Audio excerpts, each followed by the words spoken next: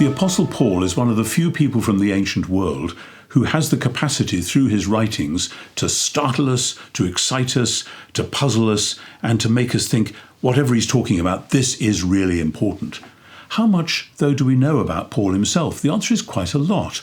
He's actually one of the best-known characters from the 1st century AD, from his world, the world of ancient Greece and Rome, the Jewish world, which by then had influence all round the world of the Mediterranean. Paul sits in the middle of this complex and confusing and contested world, and he writes these short but incredibly powerful little letters. I suspect that, though it's hard to do the statistics, that page for page there's been more comment on these short letters than on any other pieces of literature from the ancient world. Paul's letters are, of course, much shorter than the 4 Gospels and much, much shorter than the writings of, say, Cicero or Seneca, who might be seen as 2 of his greatest either contemporaries or near contemporaries.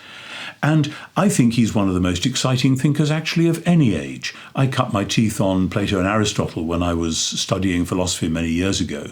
And when I came to Paul, I figured out that even though he didn't write nearly as much as they did, intellectually he matches them stride for stride. He has a big rangy mind as well as a focus for small details. And he puts it all together with a passion and often with a humour which is hard to beat. And when you get into it, it is really compelling today, just as it obviously was in the 1st century.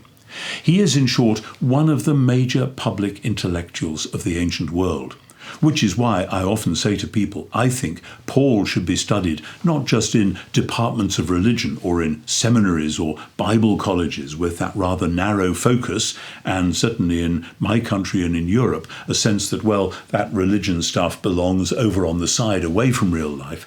Paul should be studied in departments of philosophy and psychology and politics and perhaps even economics, because Paul is all about building new communities, thinking new thoughts. Indeed, not just thinking new thoughts, but learning how to think in new ways. And that's another of the reasons why he's so exciting.